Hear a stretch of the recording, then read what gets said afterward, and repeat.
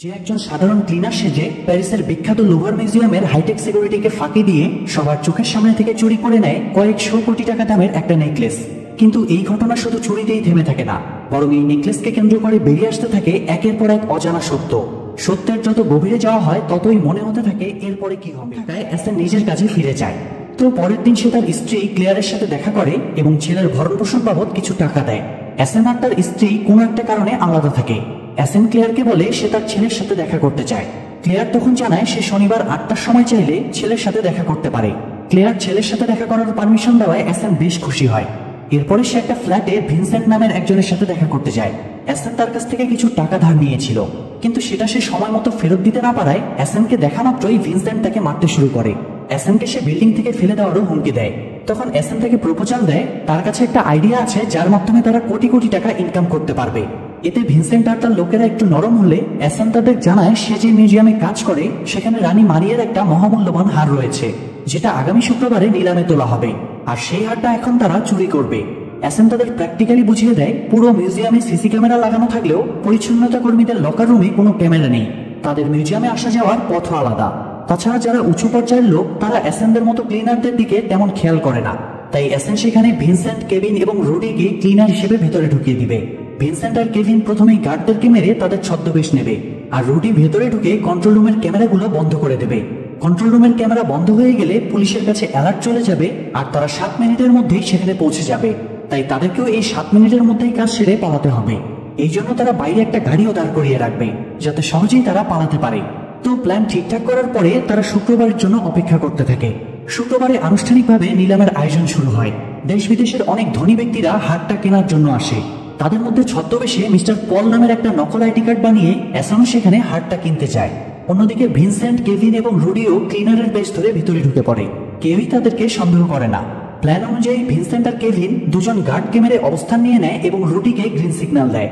তখন Rudi control রুমে গিয়ে অপারেটরকে মেরে সব সিসি ক্যামেরা বন্ধ করে দেয়। তারপরে এসএনকে মেসেজ করে সেটা জানিয়ে দেয়। ততক্ষণে হারটার সর্বোচ্চ দাম 42 মিলিয়নে উঠে গিয়েছে। সে হারটা পাবে। উত্তরে এসএন বলে সে পেমেন্ট করার আগে হারটা একবার হাতে নিয়ে দেখতে চায়, কেননা এটার পেছনে তো সে অনেক টাকা খরচ করছে। নিলামকারীও তাই ভল্টের লক খুলে এসএনকে হারটা দেখতে দেয়। এসএন হারটা হাতে নিতেই ভিনসেন্ট আর কেভিন তাদের উপরে ঝাঁপিয়ে পড়ে। তারা দুজনে এসএন সহ সেখানে উপস্থিত বাকি 2 অথরিটিকে হাত পা বেঁধে রেখে হারটা নিয়ে পালিয়ে যায়। আসলে ভিনসেন্টরা প্ল্যান করেছিল এসএনকে ঠকিয়ে নিজেরাই হারটা ছেড়ে দিবে, কিন্তু তাদের সেই আশা পূরণ হয় না। দ্রুত গাড়ি চালাতে গিয়ে তারা অ্যাক্সিডেন্ট করে ফেলে এবং ফাইনালি ধরা পড়ে যায়, আর পুলিশও হারটা উদ্ধার করে। এদিকে পুলিশের ডিটেকটিভ ব্রাঞ্চের ক্যাপ্টেন মিউজিয়ামে এসে এসএনকে জিজ্ঞাসাবাদ করে, কারণ এসএনের কোম্পানির নাম সে আগে কখনো শোনেনি, তাই তার একটু সন্দেহ হচ্ছিল। তবে অথরিটি তখন এসএনের পক্ষ নিয়ে বলে সে তো হারটা প্রোটেক্ট করার চেষ্টা করেছিল। এরই মধ্যে আবার ক্যাপ্টেনের কাছে ফোন আসে যে অপরাধীরা ধরা পড়েছে এবং হারও উদ্ধার হয়েছে। তাই ক্যাপ্টেন হারটা ল্যাবে পাঠিয়ে আসল কিনা টেস্ট করতে বলে, আর এসএনকেও সন্দেহ করার কোনো কারণ না পেয়ে সাধারণ চেকিং করে ছেড়ে দেয়। তো এসএন সেখান থেকে বের হয়ে যায় এবং রাতে ক্লিনার হয়ে আবারও মিউজিয়ামে ফিরে আসে। এরপরে সে ক্লিনিং শেষ করে ডাস্টবিনের ময়লা সংগ্রহ করে বাইরে আসে এবং ময়লার মধ্য থেকে আসল হারটা বের করে সেটা নিয়ে হাসতে হাসতে চলে যায়। আসলে গত রাতে ভিনসেন্ট আর কেভিন যখন তার উপর ঝাঁপিয়ে পড়ে তখন এসএন তার পকেটে থাকা নকল হারের সাথে আসল হারটা বদলে নেয়, আর আসল হারটা মিউজিয়ামের একটা ডাস্টবিনের মধ্যে ফেলে দেয়, যাতে পরে ক্লিনিং এর সময় এসে সে হারটা সংগ্রহ করে নিতে পারে। একেবারে পারফেক্ট প্ল্যান, তাই না? কিন্তু এই প্ল্যানটা সে একদিনে করেনি, বরং সে গত 25 বছর ধরে এই হারটা পাওয়ার জন্য প্ল্যান করছিল। কিন্তু কেন? এটা জানতে হলে আমাদের ফিরে যেতে হবে 25 বছর আগে। তখন এসএনের বাবা বাবাকার পেলিগ্রিনি ফ্যামিলিতে ড্রাইভারের চাকরি করত, আর রানীর এই হারটা পেলিগ্রিনি ফ্যামিলিরই সম্পত্তি ছিল। যাই হোক, এসএনের বাবা অত্যন্ত সৎ এবং প্রভুভক্তির সাথে নিজের দায়িত্ব পালন করত।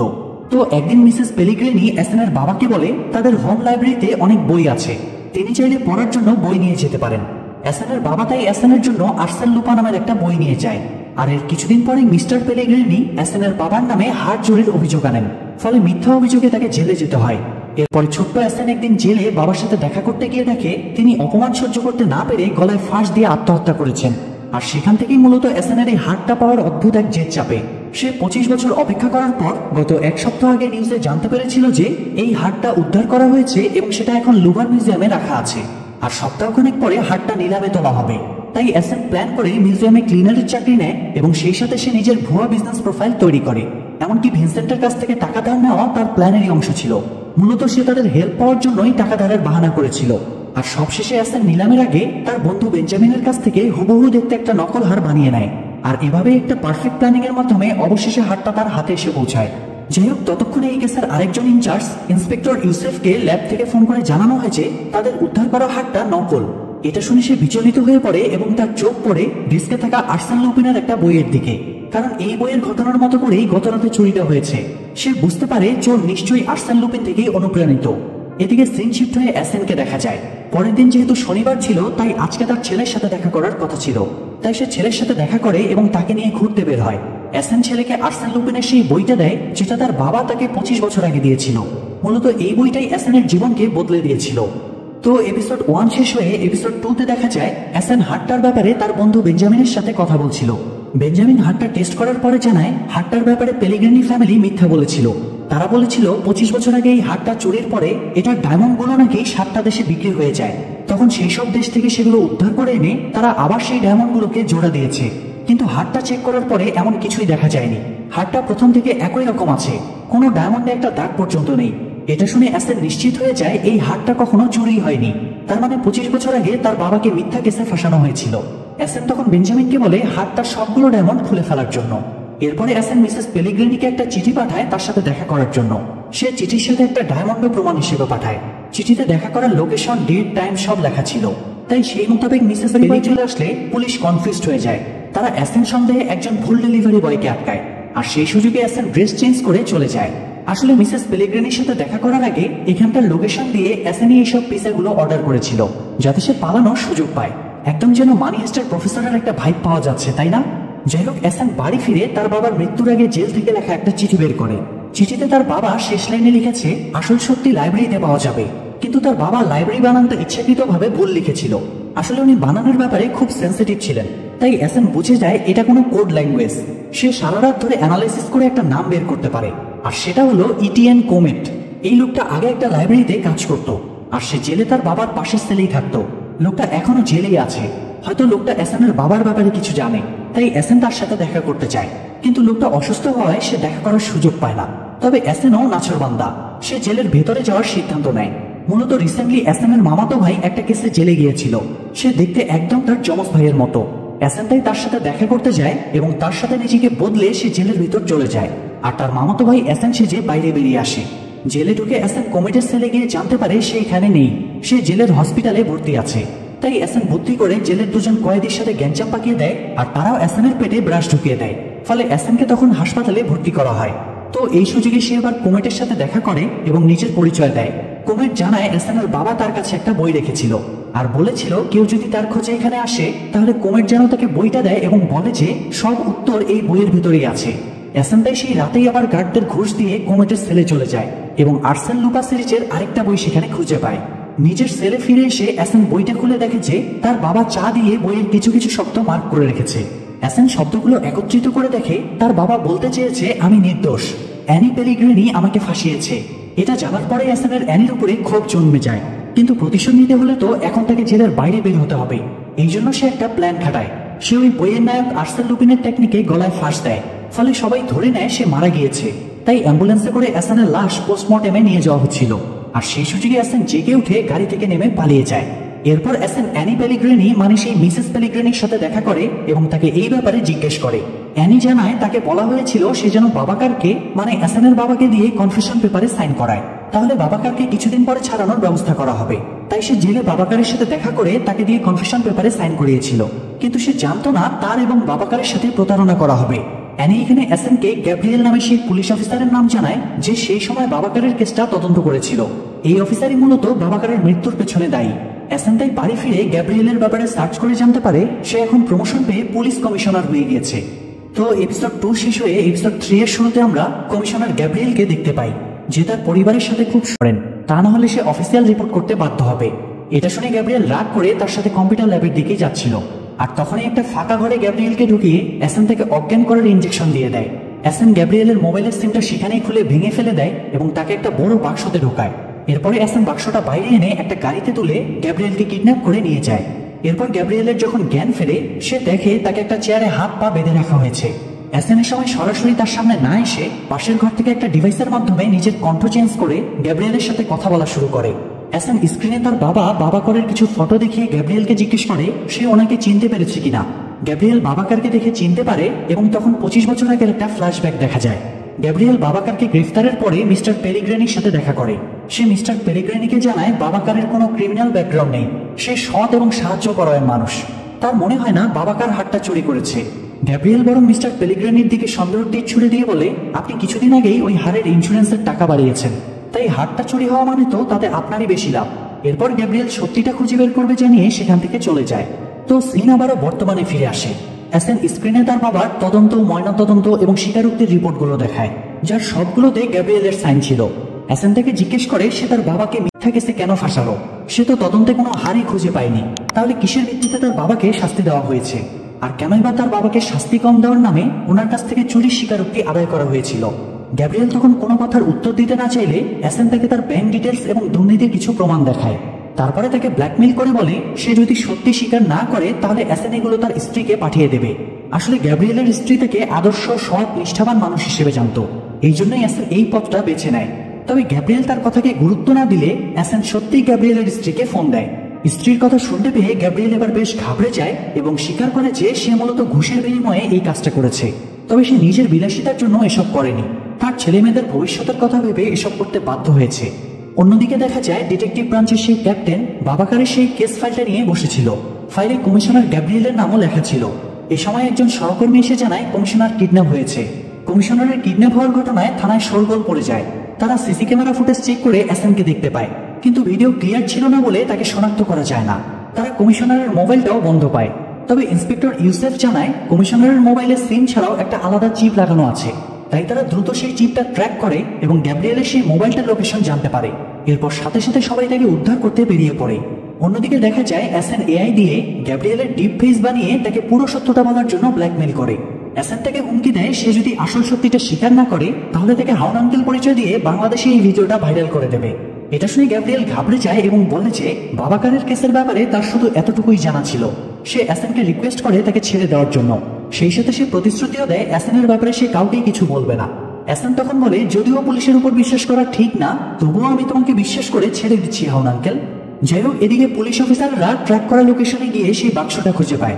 তারা বাক্সটা খুলে দেখে সেখানে পরের সিনে দেখা যায় ক্যাপ্টেন অফিসার সোফিয়ার সাথে কথা বলতে বলতে বুড়োতে ঢুকছিল।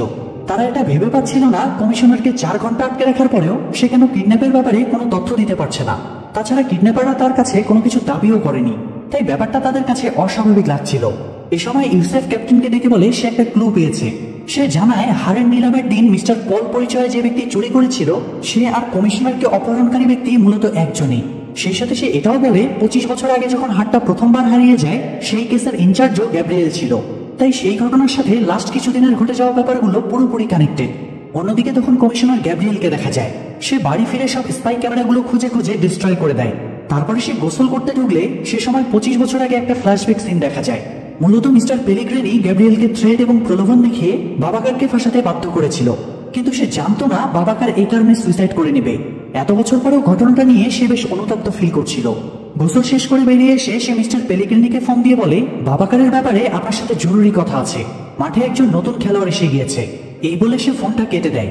এ সময় গ্যাব্রিয়েলের স্ত্রী বাড়িতে ফিরে আসে এবং তাকে অক্ষত দেখে আনন্দে জড়িয়ে ধরে। তখন হঠাৎ টেবিলে রাখা স্পিকারটা বেজে ওঠে। ফোনে এইমাত্র গ্যাব্রিয়েল আর মিস্টার পেরিগ্রিনির মাঝে যে কথাবার্তা হলো সেগুলোই স্পিকারে বাজতে শুরু করে। কথাগুলো স্ত্রীর কাছ থেকে লুকাতে গ্যাব্রিয়েল দ্রুত স্পিকারটা মেঝেতে আসছে ভেঙে ফেলে। এখানে তখন সিন শিফট হয়ে অ্যাসানকে দেখা যায়।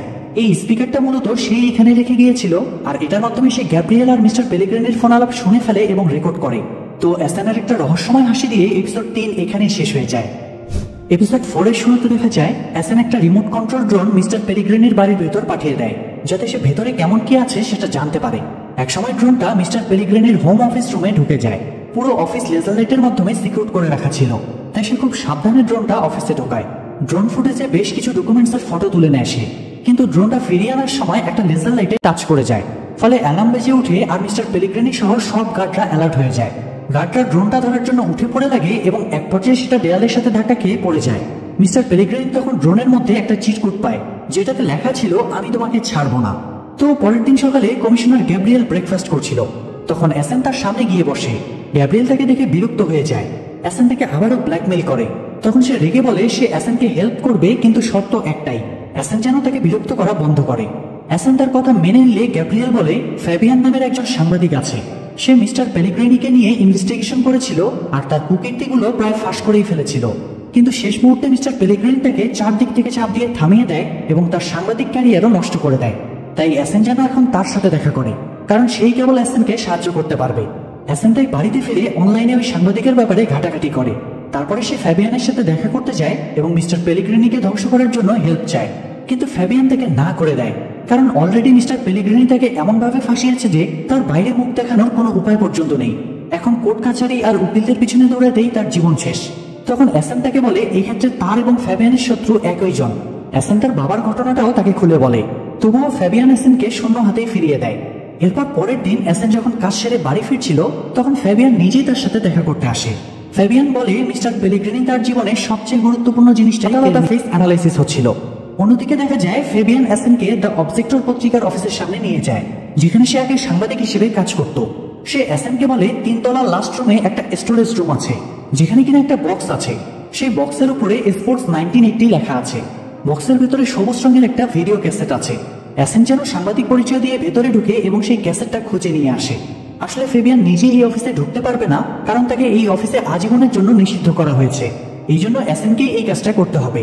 তাই অ্যাসেন ভিতরে ঢুকতেই ফ্যাবিয়ান গার্ডকে একটা মিথ্যা কল করে। সে গার্ডকে বলে আমি তদন্ত বিভাগের নাথালি বলছি, একজন ইনফর্মার এইমাত্র একটা গুরুত্বপূর্ণ ফাইল হাতে ঢুকবে, তাকে সোজা 3 তলায় আমার অফিস রুমে পাঠিয়ে দেবে।